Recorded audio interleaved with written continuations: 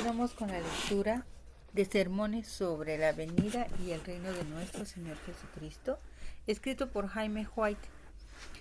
El sermón se llama El Milenio, es la segunda parte.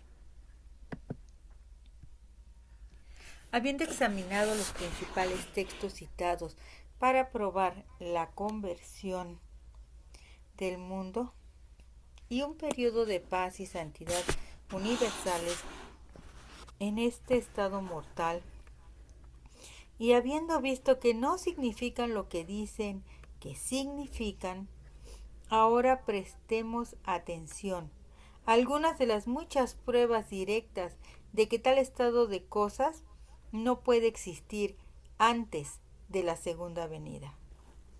Número 1. La prevalencia del cuerno pequeño. Yo veía, y este cuerno hacía guerra contra los santos y los vencía, hasta tanto que vino el anciano de días, y se dio el juicio a los santos del Altísimo. Y llegó el tiempo y los santos recibieron el reino. Después recibirán el reino los santos del Altísimo, y poseerán el reino hasta el siglo, eternamente y para siempre. Aquí se verá que el cuerno pequeño hace guerra contra los santos hasta que ellos toman el reino.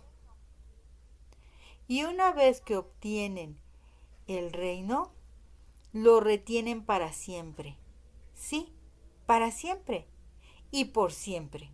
¿Dónde entonces hay lugar para ese periodo de paz y triunfo de la Iglesia llamado milenio temporal? Número 2. La apostasía. Pero con respecto a la venida de nuestro Señor Jesucristo y a nuestra reunión con Él, os rogamos, hermanos, que no se dejéis mover fácilmente de vuestro modo de pensar, ni os conturbéis ni por espíritu, ni por palabra, ni por carta como si fuera nuestra, en el sentido de que el día del Señor está cerca. Nadie os engañe en ninguna manera, porque no vendrá sin que antes venga la apostasía y se manifieste el hombre de pecado, el hijo de perdición, el cual se opone y se levanta contra todo lo que se llama Dios o es objeto de culto, tanto que se sienta en el templo de Dios como Dios, haciéndose pasar por Dios. ¿No os acordáis que cuando yo estaba todavía con vosotros os decía esto? Y ahora vosotros sabéis lo que lo detiene, a fin de que a su debido tiempo se manifieste, porque ya está en acción el misterio de la iniquidad.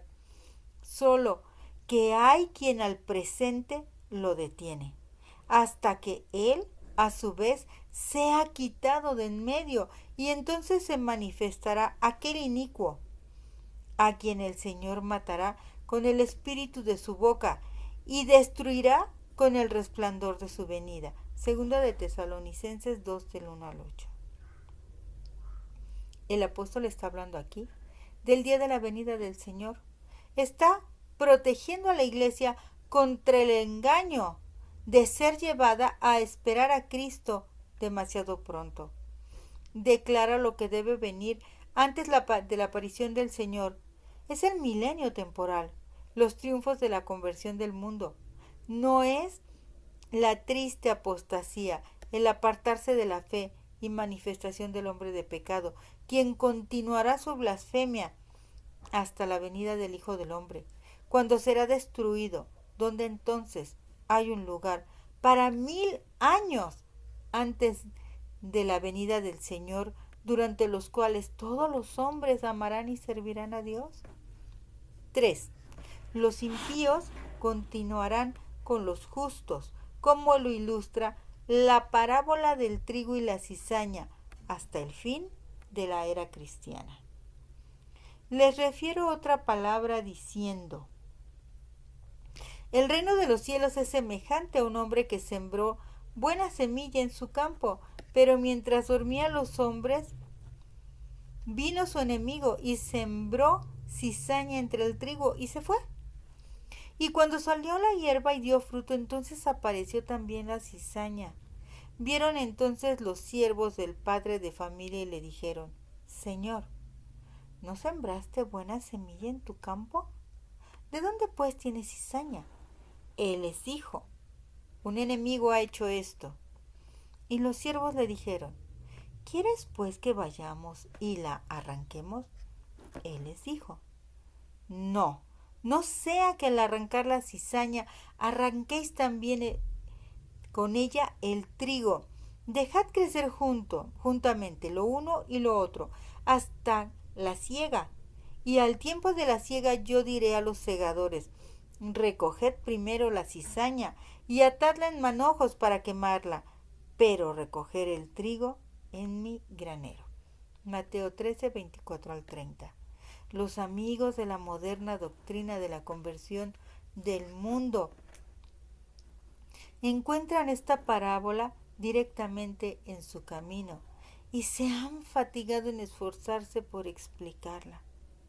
Pero como nuestro divino Señor, a petición especial, dio una explicación de ella, la modestia sugiere que aceptemos su explicación y dejemos allí el asunto.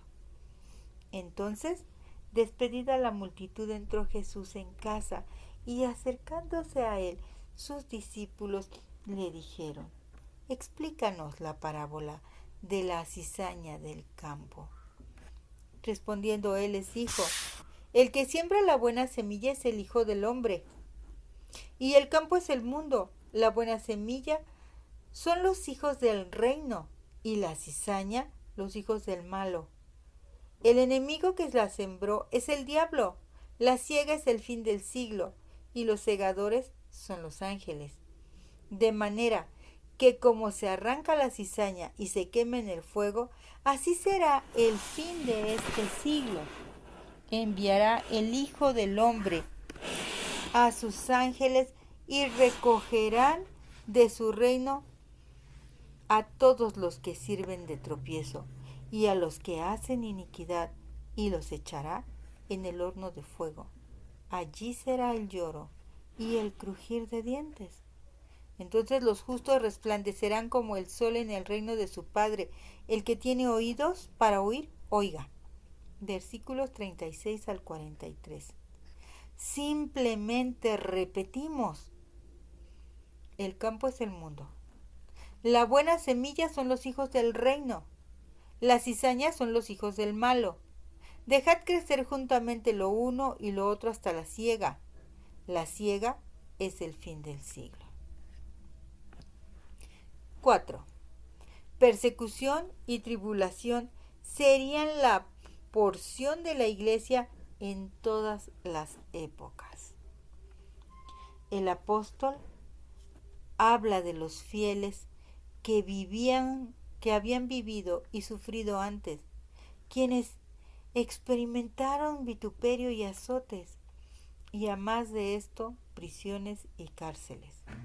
Fueron apedreados, aserrados, tentados, muertos a filo de espada, anduvieron de acá para allá cubiertos de pieles de ovejas y de cabras, pobres, angustiados, maltratados, de los cuales el mundo no era digno, errando por los desiertos, por los montes, por las cuevas y por las cavernas de la tierra.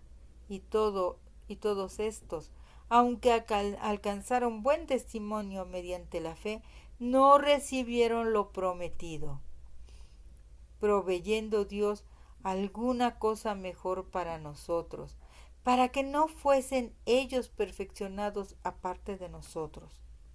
También señala el futuro y dice: y también todos los que quieren vivir piadosamente en Cristo Jesús padecerán persecución. Segunda de Timoteo 3:12. 5. Los últimos días de la probación humana. Los últimos días de la prueba humana han sido considerados como el periodo favorecido para la culminación de la gran obra de convertir al mundo. Pero los profetas del Antiguo Testamento en ningún lugar representan a Dios diciendo que en los últimos días serían gloriosos. Jesús y los apóstoles del Nuevo Testamento nunca hablan de los últimos días como un periodo de triunfo para la iglesia, sino más bien como los días de su peligro, que demandan especial vigilancia. Los días de su luto y lágrimas y oraciones importunas por liberación. Pablo describe los últimos días así. También debes de saber esto, que en los postreros días vendrán tiempos peligrosos. Porque habrá hombres amadores de sí mismos, avaros, vanagloriosos, soberbios, blasfemos, desobedientes a los padres, ingratos, impíos, sin afecto natural, implacables, calumniadores, intemperantes, crueles, aborrecedores de lo bueno, traidores, impetuosos, infatuados, amadores de los deleites más que de Dios, que tendrán apariencia de piedad, pero negarán la eficacia de ella. A estos evita. Segunda de Timoteo 3, del 1 al 5. Vendrán en los postreros días, andando según sus propias concupiscencias y diciendo, ¿dónde está la promesa de su advenimiento? Segunda de Pedro 3, 3 y 4. ¿Cómo podrían surgir estos escarnecedores y negar su venida y existir persecuciones y peligros en los últimos días si todos se hubieran convertido antes de su venida? Los últimos días abarcan el último día, extendiéndose hasta la venida del Hijo del Hombre. Los días de la venida del Hijo del Hombre habrían de ser como los días de Noé y de Lot. Como fue en los días de Noé, así también será en los días del Hijo del Hombre. Comían, bebían, se casaban y se daban en matrimonio, hasta el día en que entró Noé en el arca. Y vino el diluvio y los destruyó a todos. Así mismo como sucedió en los días de Lot. Comían, bebían, compraban, vendían, plantaban, edificaban. Mas el día en que Lot salió de Sodoma, llovió del cielo fuego y azufre, y los destruyó a todos. Así será el día en que el Hijo del Hombre se manifieste. Lucas 17, 26 al 31. Entonces la maldad de los impíos fue tal que Dios no pudo soportarlos mal. Y cuando su medida de iniquidad estuvo llena, los visitó con ira. Existe una maravillosa similitud entre los días de Noé y Lot y los nuestros. Entonces los hombres estaban entregados al amor de las cosas de esta vida, como lo están en la actualidad. Entonces estaban abandonados a la lujuria y al crimen, ilustrando apropiadamente los terribles registros de nuestros tiempos. Como Dios manifestó su ira, entonces en el diluvio y en el fuego, así ahora las copas de su ira, sin mezcla de misericordia, solo esperan que se quite el brazo que se interpone de la misericordia para ser derramados sobre los impíos. 8. Destrucción, no conversión, le espera al mundo. Destrucción, no conversión, le espera al mundo en el mismo momento en que muchos profesos populares albergan, repito, destrucción, no conversión le espera al mundo, en el mismo momento en que muchos profesores populares albergan la engañosa esperanza de un tiempo mejor por venir. No ven peligro y tachan de alarmistas y fanáticos a quienes obedecen el mandato profético. Tocad trompeta en Sión y dad alarma en mi santo monte. Tiemblen todos los moradores de la tierra, porque viene el día de Jehová, porque está cercano. Pero dice el apóstol, cuando digan paz y seguridad, entonces vendrá sobre ellos destrucción repentina. En el mismo momento en que el Señor, por medio del profeta Joel, está diciendo: proclamad esto entre las naciones, preparad la guerra, despertad a los valientes, acérquense, vengan todos los hombres de guerra, forjad vuestras rejas de arado, espadas, y vuestras hoces, lanzas, diga el débil: fuerte soy. Ellos están cumpliendo la profecía de Miqueas, que dice: vendrán muchas naciones y dirán: venid y subamos al monte de Jehová, y forjarán sus espadas en rejas de arado, y sus lanzas en hoces. No alzará espada nación contra nación, ni se adiestrarán más para la guerra. 9.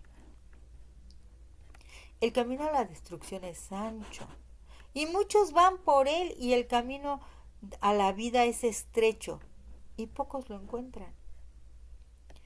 Cuando uno le preguntó a Jesús: ¿son pocos los que se salvan?, él respondió: esforzaos por entrar por la puerta angosta, porque os digo que muchos procurarán entrar y no podrán.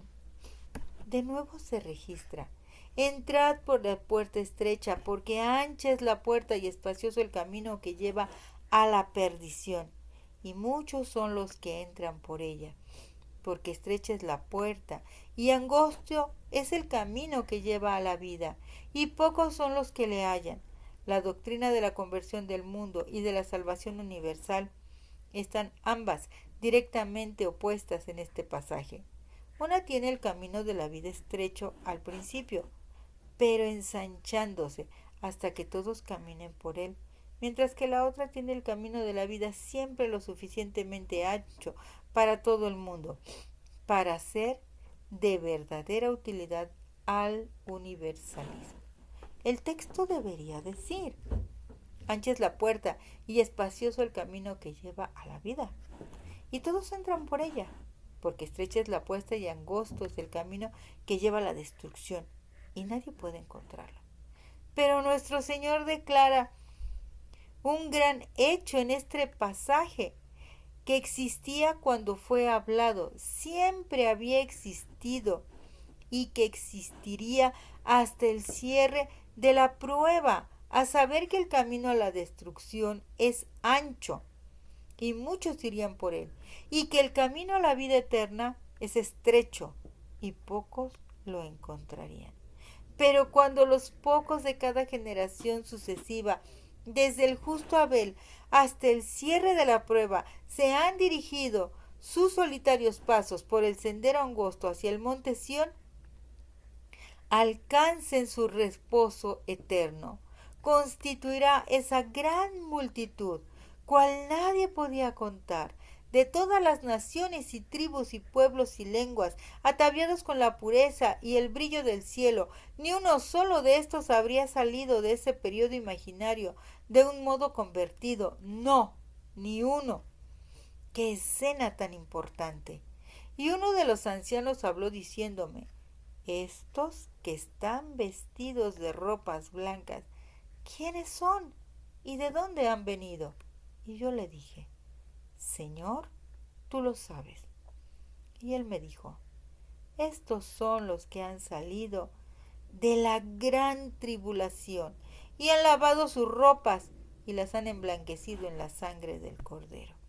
Apocalipsis 7, 13 y 14.